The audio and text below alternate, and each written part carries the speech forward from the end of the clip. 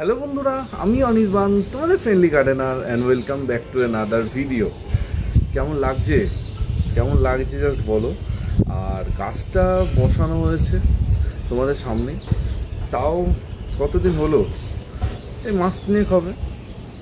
Already অগণিত বার এই bougainvillea গাছে কিন্তু ফুল চলে এসছে, মানে ফুল পেয়েছি। এটা হচ্ছে ফায়ার ওপাল, আমার অত্যন্ত প্রিয় ভ্যারাইটি, তোমরা জানো। আর এর ফুলের রং মানে আলাদাই, মানে এত অপূর্ব রং, মানে কি বলবো। আর সত্যি বলতে তোমাদের আগেও বলেছি যে যদি মানে তোমাদের ফুল গাছ করতে ইচ্ছা করে কিন্তু তোমাদের সময়ের অভাবে তোমরা ফুল করতে পারছো না, তো মানে বেস্ট চয়েস হচ্ছে বোগানভিলিয়া। মানে এর থেকে কম যত্নে এত সুন্দর ফুল আমার মনে হয় না মানে আর কিছু আছে। ঠিক আছে, তো ফায়ার ওপাল দেখে আছি, ভিডিওটা শুরু করলাম। আর এই গাছটায় প্রুনিং করেছিলাম, তারপর খাবার দিয়েছিলাম, সবই তোমাদের দেখিয়েছিলাম। আর তারপরে দেখো আলাদা আমি কিচ্ছু দিইনি, নিজের থেকে এইরকম ভয়ানক ফুল এসছে। আরও ফুল ছিল, বৃষ্টির সময় কিছু ঝরেছে, ঠিক আছে, আবার এসছে ফুল, আবার আসছেও ফুল। যেহেতু গাছটা নতুন, আমি খুব বেশি প্রুনিং এই গাছে করিনি, হালকা করেছিলাম। আর ওকে ওর মতো বাড়তে দিচ্ছি, দেখো জাস্ট। তো আজকে তোমরা তো থাম্বনেল টাইটেল দেখিয়ে নিয়েছো কী বিষয়ে কথা হতে চলেছে, একদম ঠিক। এই বর্ষার সময় বোগানভিলিয়া গাছে পরিচর্যা কী করতে হবে, কী কী দিক মাথায় রাখতে হবে, কোন কোন যত্নগুলো করতে হবে, আজকে সেই সব নিয়ে কিন্তু তোমাদের সাথে কথা বলবো। তো চলো আজকে ভিডিওটা তাহলে শুরু করা যাক। তো বন্ধুরা, বোগানভিলিয়া একটা খুব হার্ডি গাছ, মানে এই গাছে চট করে কোনো রকম সমস্যা হতে অন্তত দেখতে পাওয়া যায় না। পোকামাকড়ের ক্ষেত্রেও ঠিক তাই, বোগানভিলিয়া গাছে খুব বেশি পোকামাকড়ের উপদ্রব কিন্তু হয় না। কিন্তু এই বর্ষার সময় বা এই বর্ষা যখন শুরু হচ্ছে, এখনও আমি বলতে পারি আমি যে এরিয়াতে থাকি সেখানে সেরমভাবে মানে ব্যাপক যে বৃষ্টি সেটা কিন্তু হয়নি। এখনও দুবেলা জল দিতে হচ্ছে গাছে, মানে পারলে দুপুরবেলা এসে একটু গাছে জল দিলে ভালো হয়, মানে এরকম গরম। আর গতকালকে যে কী ভয়ানক গরম ছিল, তো এখন যেহেতু এরকম একটা পরিস্থিতি আছে, তো এখন কিন্তু আমাদের প্রিপারেশনের সময় গাছগুলোকে প্রিপেয়ার করতে হবে। আর অলরেডি তার ভিডিও আমার চ্যানেলে আছে। কিন্তু কিছু কিছু জায়গা আছে যেখানে মানে আবহাওয়াই অন্যরকম, সেখানে ভালো বৃষ্টি হচ্ছে, সেখানে তো অলরেডি বর্ষা শুরু হয়ে গেছে, কিন্তু দক্ষিণবঙ্গে সেরকম বর্ষা নেই। তো প্রথমেই তোমাদের বলবো, গাছে তোমার বোগানভিলিয়া গাছে যে জিনিসটা মাথায় তোমাদের রাখতে হবে সেটা হচ্ছে ড্রেনেজ ব্যবস্থাটা কিন্তু মাথায় রাখতে হবে। ভালো করে দেখো যে কোন কোন গাছের ড্রেনেজ ব্যবস্থায় গণ্ডগোল আছে। ড্রেনেজ যদি গণ্ডগোল থাকে, ড্রেনেজ যদি সমস্যা থাকে, তুমি তোমার গাছে কিন্তু পরে গিয়ে প্রচণ্ড সমস্যা পাবে, গাছ কিন্তু মারাও যেতে পারে। এই যে গোড়ায় জল জমা, এইটা একটা অনেক অনেক বড় ভাইটাল একটা সমস্যা। শুধু বোগানভিলিয়া বলে কেন, যে কোনো গাছ, তোমার যে কোনো গাছই গোড়ায় জল জমলে গাছটা মারা যাবে। ফলে তার জন্য কী করতে হয় না, আমাদের শুরুতেই একটা ওয়েল ড্রেন সয়েল বানাতে হবে, মানে এমন সয়েল বানাতে হবে যেখানে জল একদম দাঁড়াবে না, দেওয়ার সাথে সাথে জল ড্রেন আউট হয়ে যাবে। আর সেরকম বোগানভিলিয়া কী করে মাটি বানাতে হয় তার ভিডিও তো অলরেডি আমার চ্যানেলে আছে, অবশ্যই চেক আউট করো যদি না দেখে থাকো। তো ড্রেনেজটা আমরা দেখে নিলাম, ড্রেনেজ ব্যবস্থা কীরকম আছে, ড্রেনেজ সিস্টেমটা অবশ্যই ভালো করে বুঝে নিতে হবে। আর যেই গাছগুলো ড্রেনেজ খারাপ তোমার মনে হচ্ছে এই গাছগুলোতে জল দাঁড়াতে পারে, সেই গাছগুলোকে আলাদা করে রাখো, পারলে সেগুলো মানে শেডে রাখো। কারণ এখন বোগানভিলিয়া গাছের রিপোর্টিং করার কিন্তু মানে কি বলবো সময় কম আছে। কারণ বর্ষার একদম বর্ষা হচ্ছে, বৃষ্টি হচ্ছে, তার মধ্যে যে রিপোর্টিং করলে একটু সমস্যা হতে পারে। রিপোর্টিংটা অন্তত আরও মাসখানেক আগে করলে খুব ভালো হতো, কিন্তু এই বর্ষার মধ্যে রিপোর্টিং করার পরামর্শ আমি দেবো না, এমার্জেন্সি পারপাসে। মানে বাই চান্স ধরো মানে একটা টব ভেঙে গেলো, উল্টে গেলো, তখন তুমি করতে পারো। আদারওয়াইজ একটা বড় রুট গাছের টব, সেটাকে রিপোর্টিং করার পরামর্শ বৃষ্টি চলাকালীন করা যাবে না। আমার যেমন এখানে ওয়েদার, এখানে মানে বৃষ্টি কবে হবে তার ঠিক নেই, এখন আমি চাইলে রিপোর্টিং করে দিতে পারি। কিন্তু যদি তোমাদের এলাকায় বৃষ্টি হচ্ছে, তো বৃষ্টি চলাকালীন রিপোর্টিংটা না করাই ভালো। এটা হচ্ছে নাম্বার 1 পয়েন্ট। নাম্বার 2 পয়েন্ট হচ্ছে, আমরা অনেকে গাছ বসাই, আমিও গাছ বসানো, গাছ কেনা আমার শেষ হয় না, কিনতেই থাকি, বসাতেই থাকি।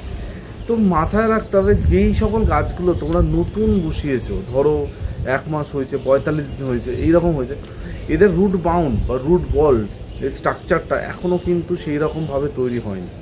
এখনও মানে পুরো টপ জুড়ে কিন্তু এটা রুট বাউন্ডটা করতে পারেনি। ফলে কি হবে, যখন বৃষ্টিটা হবে, জোরে বৃষ্টি হবে, তখন ওদের রুটটা নড়ে যাবে, গাছটা উপড়েও যেতে পারে। তো তার জন্য কি করতে হবে, একটা শক্ত কাঠি ও গোড়ায় পুঁতে তার সেটা দিয়ে ভালো করে বেঁধে দিতে হবে। দড়িতে বাঁধো, যেটা খুশিতে বাঁধো, তোমার ব্যাপার, কিন্তু বাঁধতে হবে। তোমরা নিশ্চয়ই খেয়াল করলে যে আমি যে ফায়ার ওপারটা দেখালাম, আমি অলরেডি ওখানে কিন্তু একটা শক্ত মানে কাঠি পুঁতে সেটা দিয়ে গাছটাকে বেঁধে রেখেছি, যাতে গাছটা এক জায়গায় সেট থাকে, যে গাছটা যাতে না নড়ে।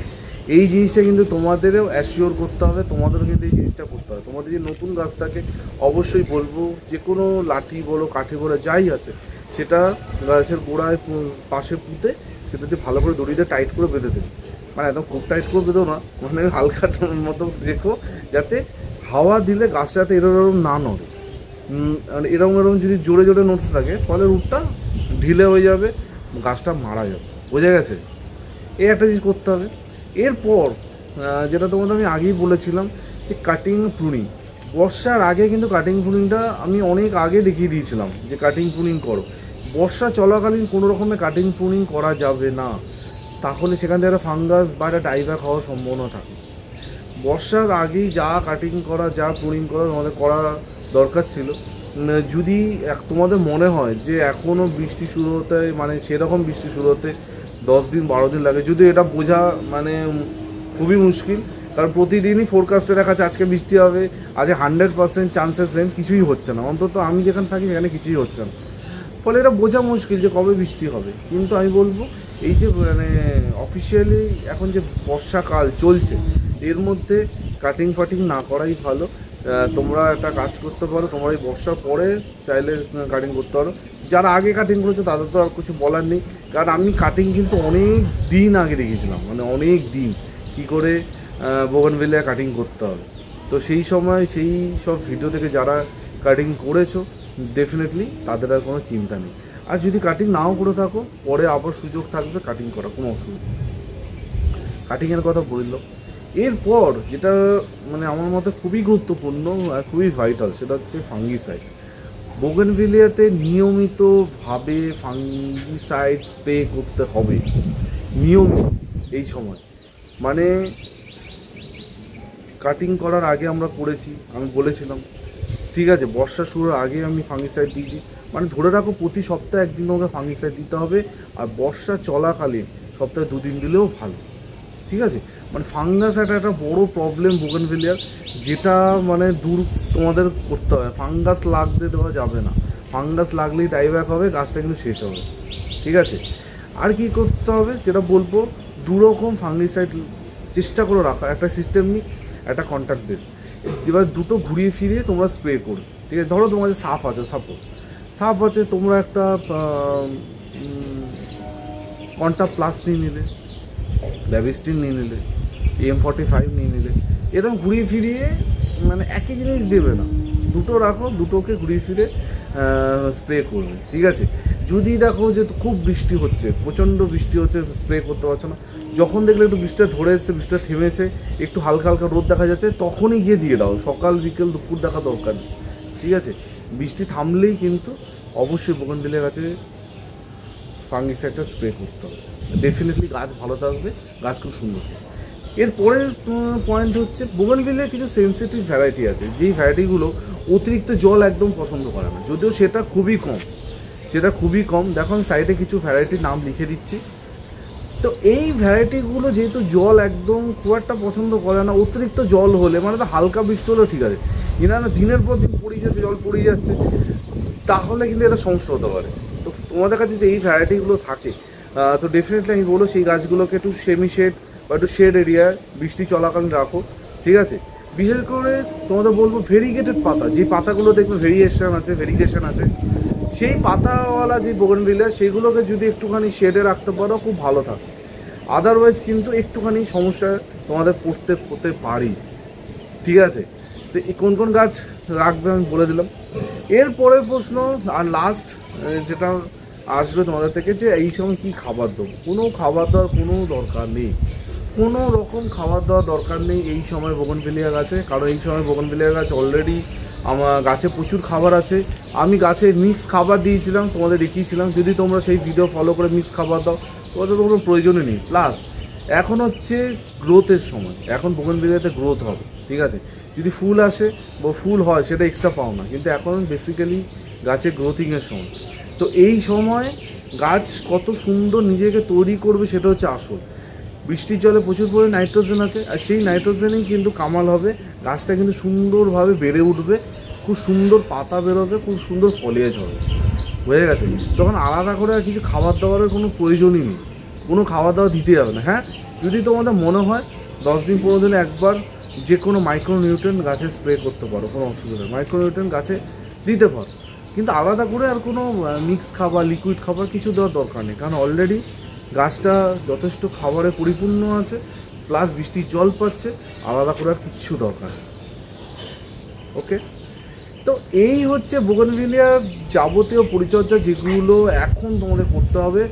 মোদ্দা কথা হচ্ছে মানে তোমাদের গাছে যে ড্রেনেজ ভালো থাকে, গাছে যদি পুলিং করে থাকো, গাছে যদি মিক্স খাবার আগেই দিয়ে থাকো, তোমাদের কিন্তু আর কোনো রকমের সমস্যা হবে না, বোঝা গেছে? কারণ বোগেনভিলিয়া এখন খুব একটা সমস্যা তোমাদের ফেলবে না, খুব একটা ওর নিড নেই, মানে খুব একটা ওর প্রয়োজন নেই, ওর মতো থাকবে, এনজয় করবে, বাড়বে, ব্যাস। এই ছিল আজকে টোটাল ভিডিও বোগেনভিলিয়ার বর্ষাকালীন যাবতীয় পরিচর্যা, সব কিছু বলে দিলাম। জাস্ট এইগুলোই করতে থাকো, ডেফিনেটলি তোমাদের গাছে কোনো রকম সমস্যা হবে না। অনেকে আমাকে ফোন করে ম্যাজিক খাবারের কথা বলছে যে অনির্বাণ এখন কি তোমার সেই ম্যাজিক খাবারটা দেবো? কোনো দরকার নেই, কোনো রকম খাবার, ম্যাজিক খাবার, মিক্স খাবার কিচ্ছু দেওয়া দরকার নেই, ওগুলো আমরা আবার করবো বর্ষা কেটে যাওয়ার পর, ঠিক আছে? কিন্তু এই মুহূর্তে দাঁড়িয়ে কোনো রকম কিচ্ছু করতে যাবে না, বোঝা গেছে? হ্যাঁ, তো এই বলে আজকে ভিডিওটা এখানেই এন্ড করছি। কালকে ঠিক সকাল 11টায় আবার একটা দুর্দান্ত ভালো ভিডিওর সাথে অনির্বাণ আসছে। টিল দেন সবাই ভালো থেকো আর সবুজে থেকো, ততক্ষণের জন্য বাই বাই।